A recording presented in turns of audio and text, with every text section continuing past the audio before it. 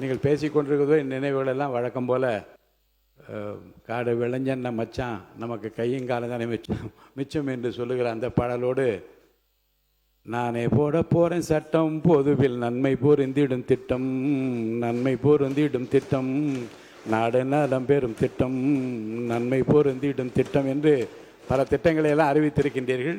எதிர்காலத்தில் அவை எல்லாம் தமிழக மக்களுக்கு நன்மை பயக்கும் வகையில் வேளாண்மை துறையிலும் உழவர்களுக்கு நன்மை பயக்கும் வகையில் உங்கள் துறையிலும் நடைபெறும் என்று நான் நம்புகிறேன். உங்களுக்கு என்னுடைய வாழ்த்துக்களை நான் தெரிவித்துக் கொள்கிறேன். பேரவை உறுப்பினர்களுக்கு ரெண்டு அறிவிப்பு, முக்கியமான அறிவிப்பு. எல்லோருக்கும் வாய்ப்பளித்து இருங்க, எல்லோருக்கும் வாய்ப்பளித்து வரேங்க இருங்க, நான் சொல்கிறத கேட்டு அப்புறம் உட்காருங்க சொல்கிறேன்.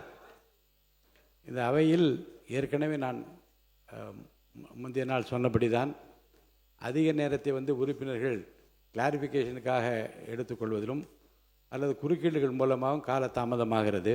இன்றைக்கி ரொம்ப 1 மணிக்கெல்லாம் முடிக்கக்கூடிய நிலைமை ரொம்ப மகிழ்ச்சியாக இருக்கிறது. நம்முடைய குறிப்பிட்ட அந்த 1.5 மணிக்குள்ளாக முடிக்க வேண்டும் என்றால் 2 தான்.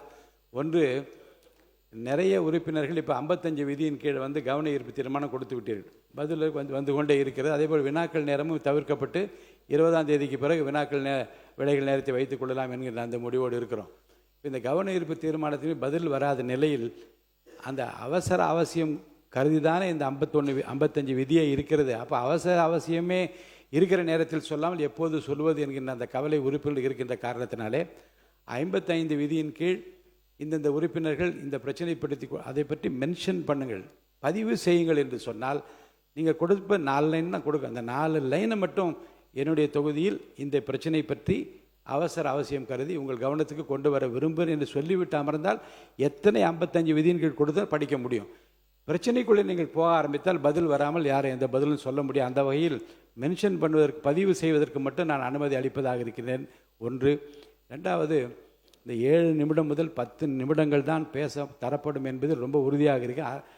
கொறடா கட்சிகளை சேர்ந்த கொறடா பொறுப்பில் இருக்கின்றவர்கள் அவர்களுக்கு இந்த உறுப்பினை தயார் செய்கிற போது அந்த 7 முதல் 10 நிமிடங்களுக்குள் தான் பேச வேண்டும் என்பதற்கு அவர்களை தயார்படுத்தி கொள்ளுமாறு கேட்டுக்கொள்ளும். எந்த காரணத்தை முன்னிட்டும் 10 நிமிடங்களுக்கு மேல் பேச அனுமதி கிடையாது. 2 மானிய கோரிக்கைகள் இருந்து வருகிற போது, அதற்கு மேலும் வருகிற போது கால விரயத்தை நாம் தவிர்க்கும் வகையில் குறித்த நேரத்திற்குள்ளாக அந்த குறிப்பிட்ட கருத்துக்களை பேசுவதற்கு உங்களை தயார்படுத்தி கொள்ள வேண்டும் என்று நான் கேட்டுக்கொள்கிறேன்.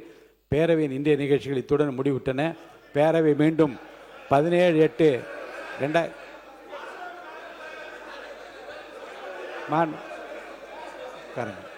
உட்காருங்க.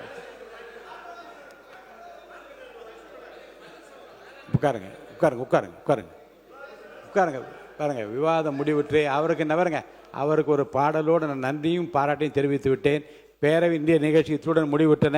பேரவை மீண்டும் 17/8/2026 நாள் திங்கட்கிழமை காலை 9:30 மணிக்கு கூடும். வணக்கம்.